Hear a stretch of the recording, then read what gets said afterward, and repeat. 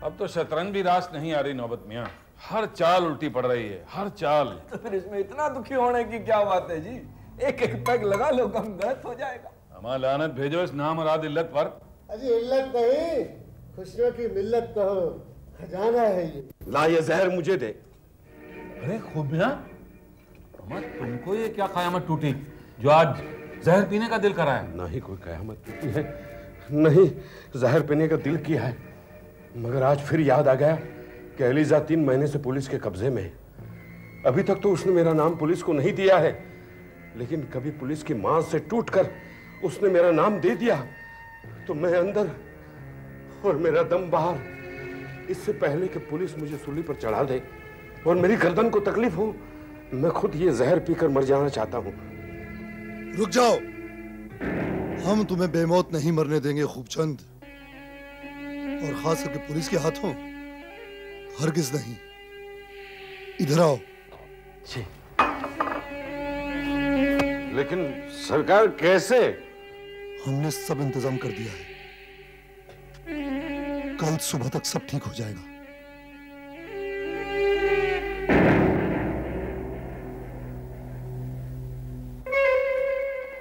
साहब, हमारी बेटी को छोड़ दीजिए साहब, वो बेकसूर है, शी इज इनोसेंट साहब, उसने कोई कसूर नहीं किया साहब, प्लीज हम आपके आगे हाथ जोड़ते रिक्वेस्ट करते हैं साहब।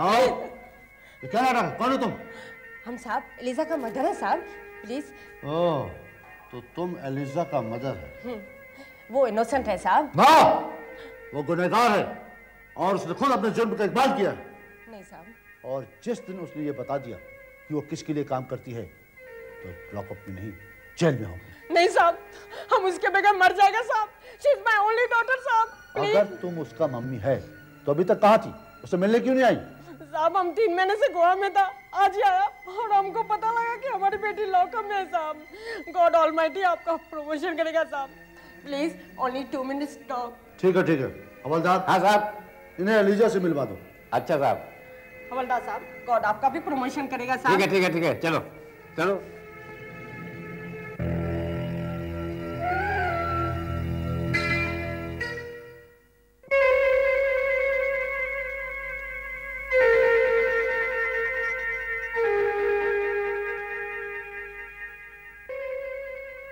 सिर्फ 5 मिनट का समय है, जल्दी से बातें खत्म कर लो।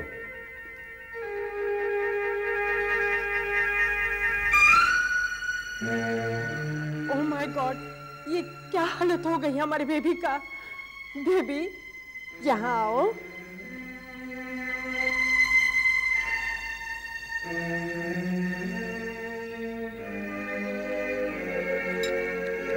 बेबी, हम 3 महीने से गोवा में था, आज ही आया तो पता लगा तुम लॉकअप में।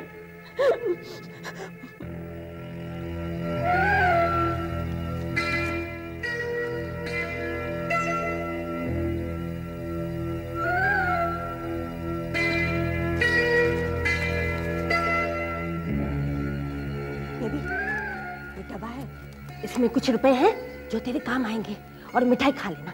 हाँ? अरे भाई जल्दी करो, टाइम हो गया। हाँ हाँ हवलदार साहब। हाँ बेबी, डोंट वरी, मैं दोबारा मिलने आऊंगी। हाँ बेबी, चलिए हवलदार साहब।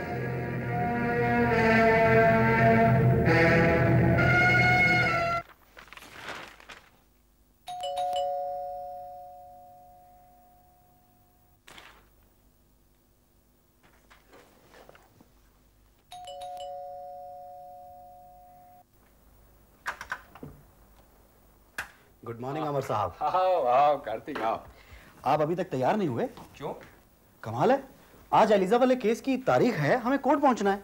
ओहो, आज 12 तारीख है भाई, मैं तो भूल ही गया था। कार्तिक, खान साहब फौरन से वापस आए कि नहीं? भाई वो तो नहीं आए, लेकिन हमें तो गवाह की हैसियत से वहां पहुंचना पड़ेगा। अच्छा, तुम्हें वो आदमी याद है, दिलावर? अरे भाई, जिसने एलिजा के कहने पर खान साहब पर कातिलाना हमला किया था। हाँ, वो सरकारी गवाह बन गया है। दैट्स वेरी गुड, अब तो काम और आसान हो गया। नहीं कार्तिक, ये इतना आसान नहीं है। उस कमबख्त एलिजा ने अब तक ये नहीं बताया कि वो किनके इशारों पर काम कर रही थी। अमर साहब, कोर्ट में केस चल रहा है, सब कुछ बता देगी, और उसके बाद दुश्मनों के असली चेहरे खुलकर सामने आ जाएंगे। ठीक है, मैं भी तैयार होकर आता हूं।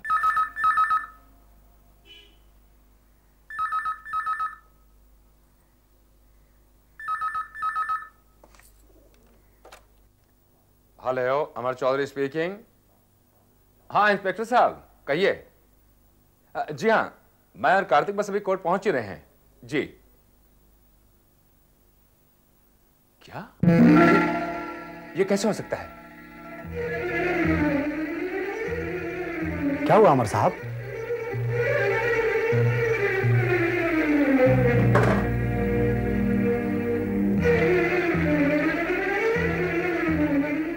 क्या हुआ?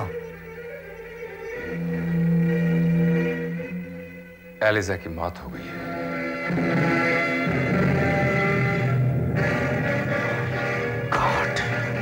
Inspector Kadam here. Good morning sir.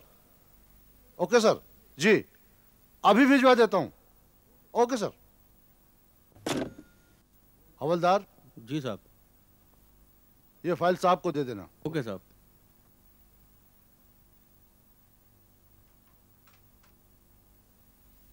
Good morning inspector साहब। Good morning. इंस्पेक्टर साहब, ये एलिजा।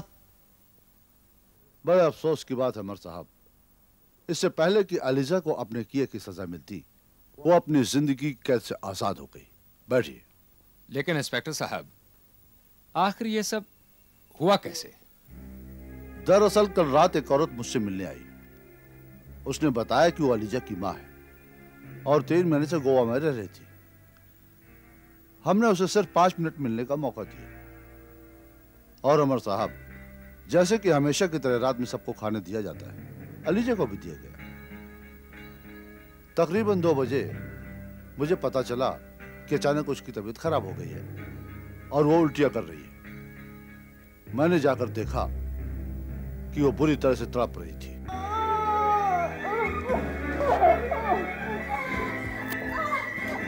एलिजा, एलिजा, क्या हुआ तुम्हें? क्या हुआ एलिजा? बोलो बोलो बोलो।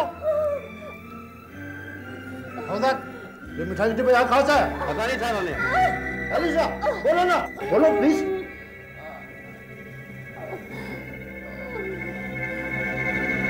हवलदार। हाँ साहब। इसकी हालत कुछ ज्यादा खराब लग रही है। इसे फौरन हॉस्पिटल ले जाना होगा। हॉस्पिटल में ही 2 घंटे बाद एलिजा की मौत हो गई।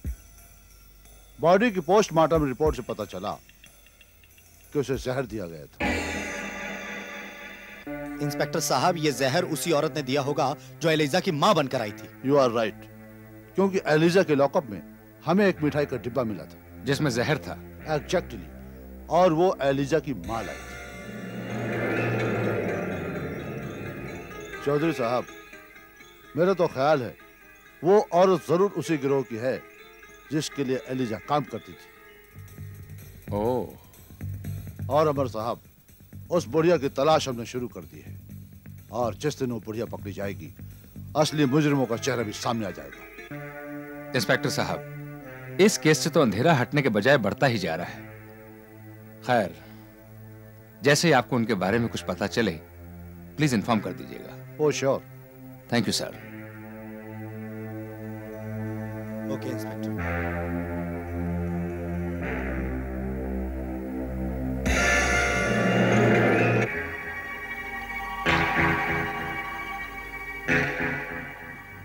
बहन जी, आप मेरी वजह से बहुत देर से परेशान हैं, पर क्या करूं, उनसे मिलना बहुत जरूरी है। नहीं नहीं, कोई बात नहीं, वो बस आते ही होंगे। आप चाय पी लीजिए।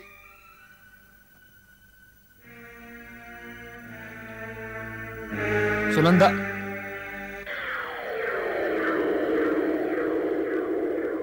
आप किसी गलत फहमी का शिकार लगते हैं मिस्टर अमर। मैं किसी गलत फहमी का शिकार नहीं हूं मिस्टर देसाई। ये कॉम्प्लेक्स मुझसे तब बनवाया जाता जब मैं मिस्टर चूनावाला या किसी ऐसे ही आदमी से माल मंगवाने को राजी हो गया होता जिससे आपकी कमीशन तय। आप दायरे से बाहर जा रहे हैं मिस्टर अमर? हाँ, मैं अपने दायरे से बाहर जा रहा हूं ताकि आप लोगों को हराम का पैसा खाने की गंदी नीयत के दायरे से बाहर निकाल सकूं।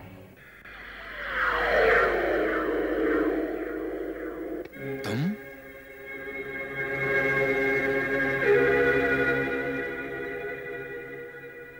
तुम्हारी यहां आने की जुर्रत कैसे हुई? अब मेरे खिलाफ यहां कौन सी साजिश करने आए हो, बोलो। ये क्या कह रहे हैं आप? ये बेचारे तो। सुनंदा, ये वो आदमी है जिसकी वजह से मुझे शाह साहब का प्रोजेक्ट छोड़ना पड़ा, और इसी ने ही गुंडों से मुझ पर हमला करवाया था। बेहद जलील और कमीने इंसान हो तुम। हाँ, मैं कमीना हूं, जलील हूं। आपने ठीक कहा अमर साहब, मैं आपका मुजरिम हूं, मुझे माफ कर दीजिए। देसाई, ना तो मैंने तुम्हारी शिकायत पुलिस से की और ना ही शाह साहब से, तो इसका मतलब यही हुआ ना कि मैं तुम जैसे गिरे हुए और कमीने इंसान के मुंह लगना मुनासिब नहीं समझता। देसाई, ना तो मैंने तुम्हारी शिकायत पुलिस से की और ना ही शाह साहब से, तो इसका मतलब यही हुआ ना कि मैं तुम जैसे गिरे हुए और कमीने इंसान के मुंह लगना मुनासिब नहीं समझता। यह तो आपकी महानता है, पर एक उपकार मुझ पर और कर दें। शाह साहब आपकी बहुत इज्जत करते हैं और मैं ये भी जानता हूं कि वो आपका कहा कभी न टालेंगे। और रोक क्यों गए, कहो। आप उनसे प्लीज इतना कह दें कि मुझ पर लगा केस वापस ले लें। यानी कि मैं उस पागल कुत्ते के गले से पट्टा उतार देने की सिफारिश उनसे करूं जिसने उन्हें, मुझे और ना जाने किस किस को काटा है। अमर साहब। नहीं देसाई, मैं ऐसा हरगिज नहीं करूंगा। अमर साहब, अगर इस केस में मुझे सजा हो गई तो मेरा घर परिवार बर्बाद हो जाएगा। भगवान ने बरसों बाद बड़ी मन्नतों से एक औलाद दी है, उसकी जिंदगी बर्बाद हो जाएगी अमर साहब, बर्बाद हो जाएगी। देखो देसाई, तुम्हारी इन तमाम बातों का मेरे पास एक ही जवाब है। You go away from here.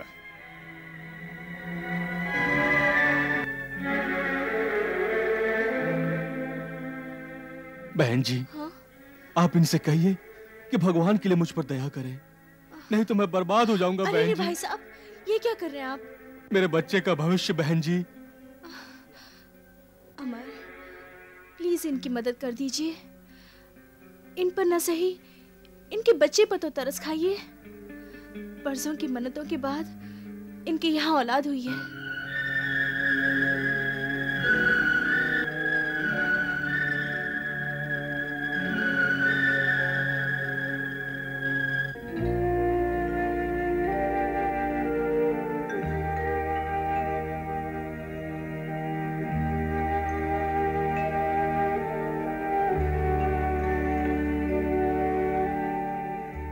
Sunanda, इस आदमी की बात ने तुम्हारे मन की जिस भावना को जगा दिया है उसे मैं अच्छी तरह से महसूस कर सकता हूं। मिस्टर देसाई, मान लो कि अगर मैं सुनंदा के कहने से शाह साहब से रिक्वेस्ट करूं कि तुम पर दायर किया केस वापस ले लें, लेकिन इस बात की क्या गारंटी है कि तुम ऐसी हरकत दोबारा नहीं करोगे? अमर साहब, मैं अपने बच्चे की कसम खाकर कहता हूं कि दोबारा ऐसी हरकत हरगिज नहीं करूंगा। ठीक है देसाई साहब, कोशिश कर लेते हैं। चौधरी साहब, जिस आदमी ने आपके साथ इतना बुरा किया, आप उसी की शराफत की जमानत देने आए हैं? ताज्जुब है। शाह साहब, बुरे को भला बनने का मौका तो मिलना चाहिए ना। इन पर कानूनी कार्रवाई करके इन्हें नौकरी से निकालकर मैं इन्हें भला बनने का ही मौका तो दे रहा हूं चौधरी साहब। गुस्ताखी माफ शाह साहब, ये तो ईंट का जवाब पत्थर से देने वाली बात हुई। मेरा मानना यह है कि दुनिया की कोई भी सजा किसी बुरे को भला नहीं बना सकती जब तक उसका जमीर न जागे और जब तक वो खुद ये महसूस ना करे कि जो वो कर रहा है वो गलत है। तो आप क्या समझते हैं, ये आदमी सुधर गया है, कभी काम में बेईमानी नहीं करेगा? चौधरी साहब, चोर चोरी से जाता है, हेरा फेरी से नहीं। बात तो आपकी ठीक है शाह साहब, लेकिन फिर भी मेरी आपसे रिक्वेस्ट है, प्लीज अपना केस वापस ले लीजिए और अगर हो सके तो देसाई को दोबारा नौकरी पर रख लीजिए। चौधरी साहब, जब नाक डसता है तो लोग उसे कुचल कर मार देते हैं, और आप चाहते हैं कि मैं उस नाक को दूध पिला पिला कर उसे पाल लूं? ठीक है, देखता हूं।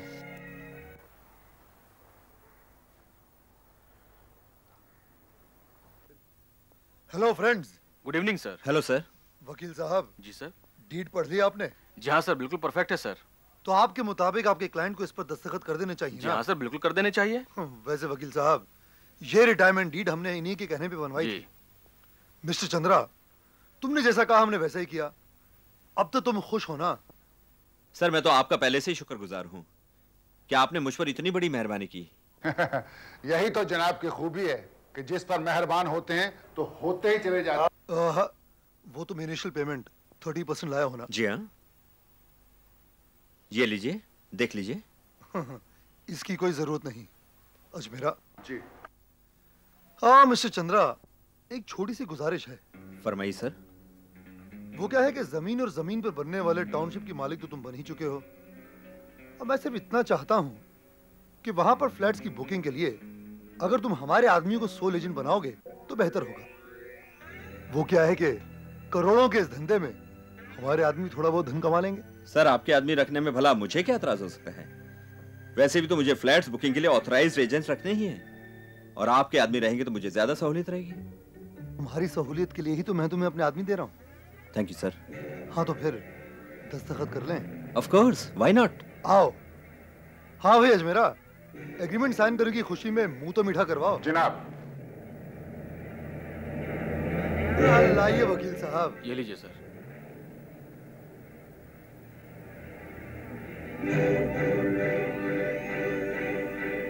लीजिए।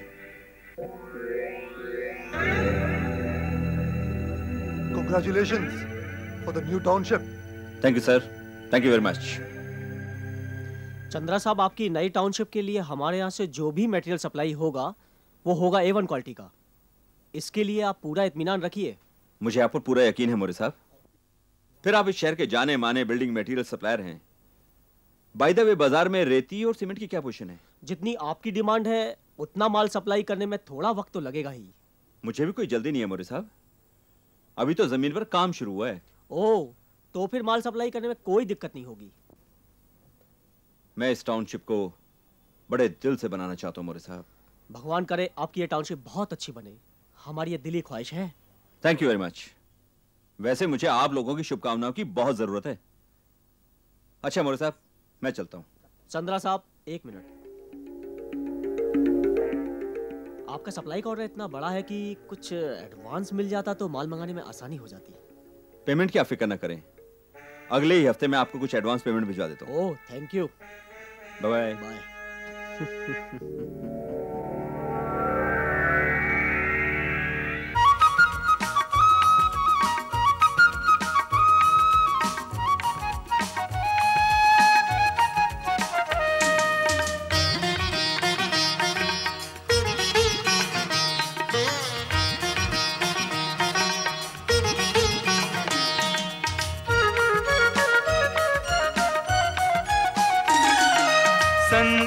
संसार संसार ये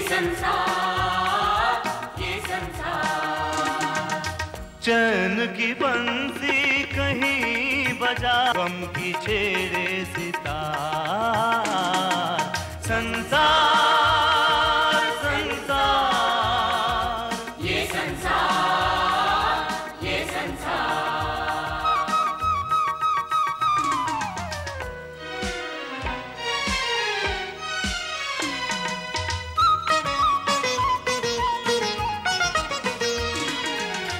एक पल में कोई आए यहाँ पे, एक पल में कोई जाए यहाँ से। कभी तो सच होते हैं सपने, कभी पराए होते अपने। नफरत बनती है प्यार। संसार संसार ये संसार